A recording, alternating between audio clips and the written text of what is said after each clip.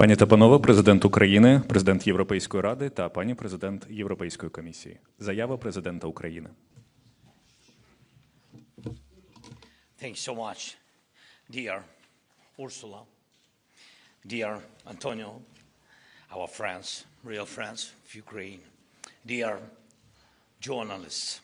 I'm grateful that you have come to Ukraine on this day, 4 years since the start of Russia's full-scale invasion. Europe has stood with us throughout these really difficult years, and our people trust Europe.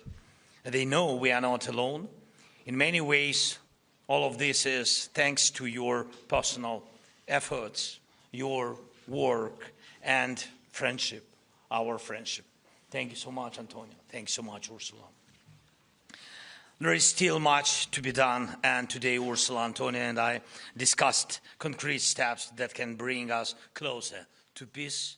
And there is no place for the Russian shadow fleet in European waters, and no place for Russian oil and gas on European markets. We discussed changes to EU legislation that would make it possible to stop Russian tankers and seize the oil they transport. And it's doable. We also spoke about ensuring that the 90 billion loan works for Ukrainians as quickly and effectively as possible. And because Russia continues its attacks on our energy infrastructure and our people, we discussed air defense and energy support. Thank you for the European Commission's readiness to join to the implementation of our updated energy strategy. And we discussed this today, and I consider it one of the biggest decisions which are very important for us of this day, of our meetings, and we count on 20 sanctions package being strong and efficient. It must be adopted as soon as possible, and of course there are a lot of different challenges, but we count on it. And this is the form of diplomacy Russia understands, and I thank all leaders who support it. This has to be done in the interest of all Europe. And I thank all our European friends and our partners, everyone in the European Union who stands on the right side of history and helps us, Ukraine and Ukrainians. And it's vital that we have started working on the details of a key geopolitical security guarantee for Ukraine and for all of Europe, and clear date for Ukraine's accession to the EU. The year 2027 is very important for us, and I hope doable, I hope, so that Putin cannot block our membership for decades. Thank you so much. Thank you for your support, for your visit. Slava Ukraini! Slava Ukraini! Заява президента Європейської ради. Sorry. European Council. Okay. Dear Volodymyr, dear Ursula, dear commissioners, on the 4th anniversary of Russia's war of aggression against Ukraine, Europe stands shoulder to shoulder with Ukrainian people. Being in Kyiv today is a statement of solidarity, but it's also a way to thank Ukrainian people and Ukraine for your fight for our freedom. And today we remember the communities torn apart, the homes destroyed, and the children taken away from their families. We honor the lives lost, the soldiers, the civilians, the children. We witness the resilience of Ukrainian people who have shown extraordinary strength in the face of aggression. And we reaffirm that Europe's future is tied to Ukraine's freedom. This anniversary is not just about remembering the past. It's about shaping the future. And that future is written in Kyiv and not in Moscow. The only path forward is a just and lasting peace. A peace rooted in the international law, respect for sovereignty, territorial integrity, and the principles of the United Nations Charter. Russia cannot be permitted to make gains at the negotiating table where it has failed on the battlefield. We welcome all the efforts, including those by our United States partners, towards sustainable peace. And Russia must come to the negotiation table in the serious way and accept that it will not win this war. After 4 years of aggression, Ukraine has held firm, and Russia has not achieved its objectives in Ukraine. Now, instead of engaging in the negotiations in the good faith, Russia is intensifying its attacks and targeting vital energy infrastructure in the middle of a very harsh winter. This is an undeniable attack on the innocent civilian population, as entire communities are left without power in freezing temperatures. This is unacceptable. And my message is clear. Ukraine can count on the European Union. Since the very first day of Russia's war of aggression, the European Union has been unwavering in full support to Ukraine on all fronts, financially, politically, diplomatically, in terms of security. And we will continue. And as soon as possible, I invite the European Commission to deliver in the decision taken by the European Council, 18th of December, to give a 9 billion euros loan to Ukraine. But our support goes beyond the immediate. Ukraine's future is in the European Union. A prosperous, democratic Ukraine anchored in the European Union is a security guarantee for all of Europe and one of the key elements of the peace process. Ukraine has already made remarkable progress on the European reforms, even under the most difficult circumstances. The accession process is not just a bureaucratic exercise. It is a transformation that brings real benefits to the Ukrainian people. The technical preparations with the European Union institutions are going well, and we can expect significant progress on the accession path in the foreseeable future. President Zelenskyy, dear Volodymyr, I encourage you to continue your good efforts in delivering the necessary reforms. We will continue to support Ukraine on its accession process. So let me end by reiterating you can rely on the European Union. We will be on your side for as long as it takes. And we are committed to building a free, sovereign, and prosperous Ukraine within the European Union. Thank you, Volodymyr. Thank you so much. Statement by the President of the European Commission. Yeah, dear Volodymyr, dear Antonio, commissioners, today we stand in Kyiv on a grim anniversary. It has been 4 years since Russia launched its full-scale war against your country. But even in the face of this terror, the resilience of the Ukrainian people remains undimmed. We have seen 4 years of extraordinary courage from your soldiers and from your citizens, whose bravery will echo through history. This will never be forgotten. In those 4 years, the support from your friends and allies has been unwavering in Europe and beyond, and you can count on it. Since the beginning of the war, the European Union has provided nearly 200 billion euros in military and financial support. More than any other partner, and there is more to come. And let me spell out 3 ways of support, how our support will be maintained and how it will be reinforced. The first one is the European Union loan of 90 billion euro. We call it the Steel Porcupine loan. because it should give Ukraine the strength of a steel porcupine, indigestible for potential invaders. Let me be crystal clear, and the President of the Council also said it. The loan was agreed by 27 heads of state and government in the European Council. They have given their word. This word cannot be broken. So we will deliver on the loan, one way or the other. Let me be very clear, we have different options and we will use them. Now let's look at the loan itself. The first priority of the Porcupine loan is to address your most urgent defense needs. It will help to procure, to produce, to develop, and to secure advanced defense equipment for the brave Ukrainian forces.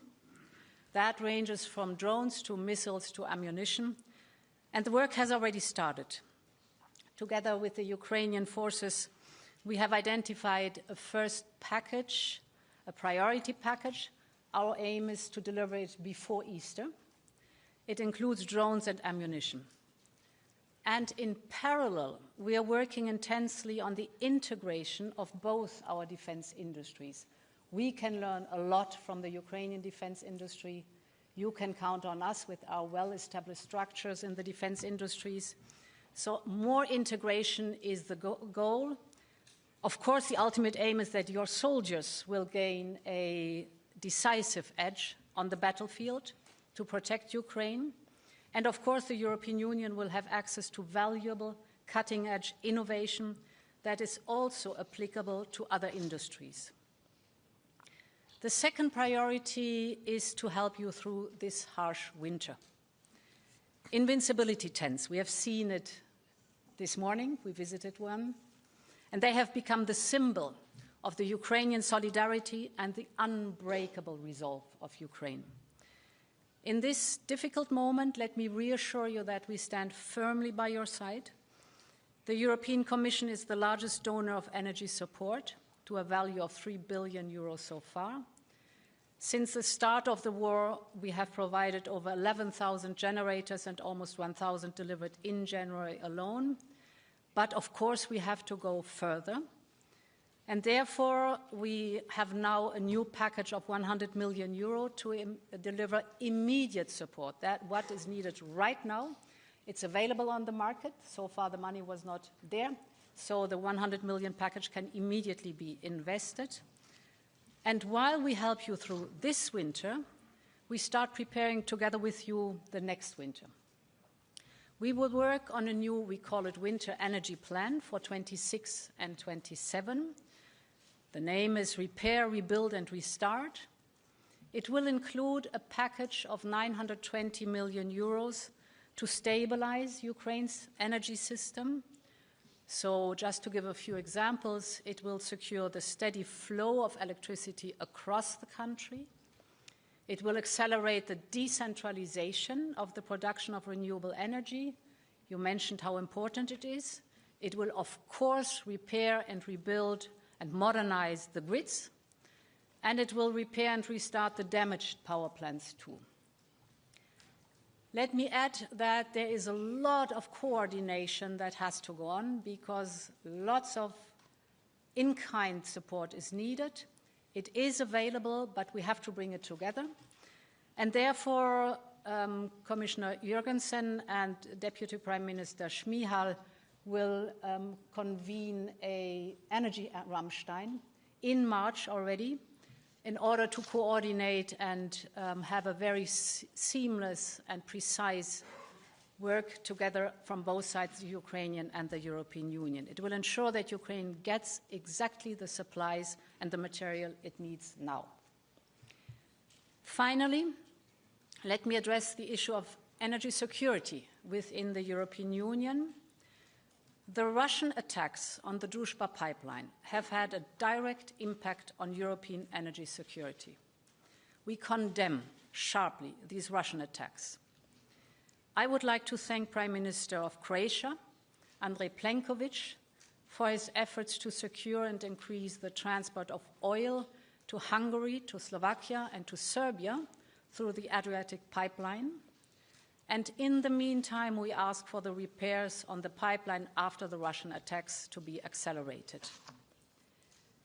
Now, our third priority is to maintain maximum pressure on the aggressor. We will soon get our 20th sanctions package over the line. Our sanctions will keep draining Russia's revenues and weakening its war machine, and we are closely coordinating with our G7 partners for maximum scope and impact.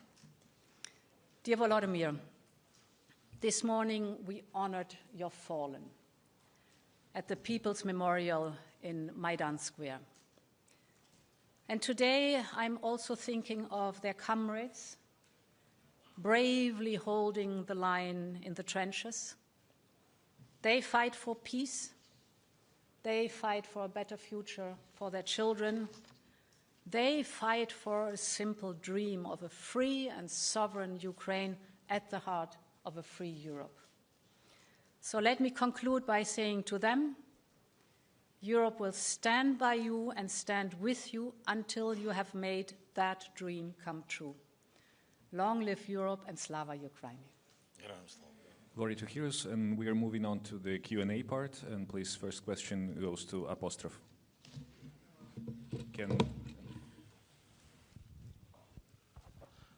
Denis Lushko, Apostrophe. This question will probably be addressed to the European Commission President. So on the anniversary of the full-scale invasion, it was planned to introduce the 20th package of the sanctions against Russia, as far as I know. Please tell us why they couldn't be introduced, and can we set a deadline for the adoption of the 20th package of sanctions, possibly in a reduced or rechanged format? So the sanctions have to be adopted by unanimity. And this will not change, of course, but we have been working on 19 sanctions packages with success. None of it was easy. We had to negotiate any package. But from the experience that we passed 19 packages of sanctions, I'm confident that we're also going to pass the 20th one. It's a matter of time, of course. You're right, it has to be there as soon as possible. But as we all have the same aim to reduce the revenues for Russia, and to dry out the war chest, there's a lot of, rightly so, pressure on us to deliver as soon as possible. Next question, please, Bloomberg. Thank you. Madam President, Ukraine has asked to become a member of the EU by 2027. Is there a way, yes or no, for it to happen? And if so, how? And President Zelenskyy, I have a question for you as well. You have just addressed the European Parliament today, explaining to them the importance of having a specific date. What is the latest you are willing to wait for EU accession? Thank you very much. So on your question, is there a way for Ukraine to become a member of the European Union? The answer is a very clear yes, of course. And Ukraine is on a good way to become a member of the European Union. You all know that this is a merits-based process, it has to be, but this also means that the speed depends on the candidate country. I must say Ukraine is outstanding in the speed of which it fulfills the necessary reforms. These are tough reforms, not easy reforms. You need to convince many people to go for it, to modernize the country. It's for the benefit of the country. And it is deeply impressive to see the enormous progress Ukraine is making despite fighting a war for their survival. This should never be forgotten. Of course, from my side, and we spoke about it, a lot of encouragement to keep up the good pace, the speed of the reforms, because this then, of course, leads to the merit that is yours, the accession to the European Union. I'm confident in this process, because we've seen how much Ukraine has progressed. I understand very well that for you a clear date is also important. The date you set is your benchmark that you want to match. You know that from our side, dates by themselves are not possible, but of course the support that you can reach your goal is absolutely clear on our side. Thank you very much for your question. So first of all, I think that we it's true that we want fast track for membership, And we are thankful for big support and with candidate status and etc. from EU institutions. And I know that Putin will block our membership in the future. I don't want for my country, our people, which they live with all these challenges during all these years of this full-scale invasion, all this war with this tragedy. And that's why we know we don't want to have the same what we have now. Maybe it will not be in the future, but what we have now with NATO. Because Russia will block it by themselves. They don't see Ukraine like independent country, and they don't see us like a part of European family. So that's why they will do it, definitely. But we are ready for fast track. We are ready for fast track for reforms. And we do it, I think, the parallel way. Next and the last question, please, Agence France-Presse. Hi, Camille Condessu, AFP. First, a question for you, President Zelensky. You mentioned the 19 billion euro loan currently being blocked by Prime Minister Orban because of he says it's because of the Druzhba pipeline. I was wondering, would you be willing to repair the pipeline in order to get the loan, and if so, by when? And one question for you, Mr. Costa. Do you feel like Prime Minister Orban crossed the line by blocking the loan after greenlighting it in December? And if so, should that have any consequences? Thank you. You want to answer? Yeah, I think that it's not the first time when Prime Minister of Hungary blocks something, and I'm not sure that it comes together, 90 billion and pipeline, because it's two different things. First of all, pipeline was destroyed by Russia. So if Orban wants to block something, financial support, he can do it for Russia, not for Ukraine. We are not the reason of destroying this pipeline. Then the second point is that it's not the first destroying, I'm not sure that the last, by Russians. We have images, we have everything by satellites of partners, so he destroyed, Russia destroyed these pipelines several times. By the way, not only this, and another, Brody, this pipeline, so they also destroyed. So it's, it's up to Orban to speak with Putin, maybe energy ceasefire or something like this. But it can't be so that, for example, Russia destroys, Ukraine renovates, and during renovation we had once, not once even, but with this pipeline once. When you renovate, Russia attack again.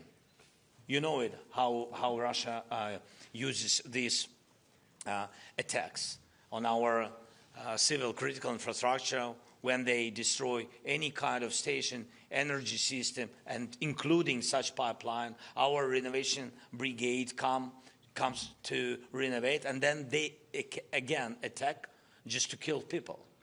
And that's why people have been wounded. So for what? To renovate for what? To lose people? I think this is a very big price. That's it. First of all, the two things are not interlinked. Of course, when a member state has an issue with the third country, it's a duty for the European institutions to support those member states and to raise the issues with the third country.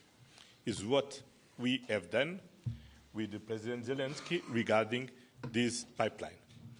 And what we agree that in the coming days, Ukraine will give the assessment how many time it takes to repair this pipeline. But in any case, first of all, as President von der Leyen said, they are an alternative from through the Adriatic pipeline from Croatia to Hungary, Slovakia, and Serbia. But also, they are an alternative through the Ukrainian territory, and it's available to use. Then they are not an issue on security energy. A completely different issue is what is the behavior of the member state in the Union. And the behavior of a member state in the Union is ruled by a very important principle of the sincere cooperation. And when the European Council agree and take a decision, all member states need to cooperate to implement this decision. And no one is able to stop or to block or to try to block a decision from the European Council. Only the European Council can change a decision from the European Council. That's why I wrote to Prime Minister Orban saying that Hungary is violating the principle of sincere cooperation, and I urge Hungary to immediately cooperate in the implementation of the decision taken by the European Council the 18th of December. In the meantime, I invite the Commission to use all the tools that we have in the treaty to overcome this, to avoid that everyone can try to blackmail the European Union, and to use all the tools that we have in the treaty to implement the decision from the European Council. And we have tools in the treaty. Your Excellencies, before concluding this press conference, I have a small last-minute favor to ask. We actually haven't had a chance to have to take picture of your handshake in the course of the day. So if you'd be so kind, stand in front of the lectures. Most difficult thing, what we have. Yes.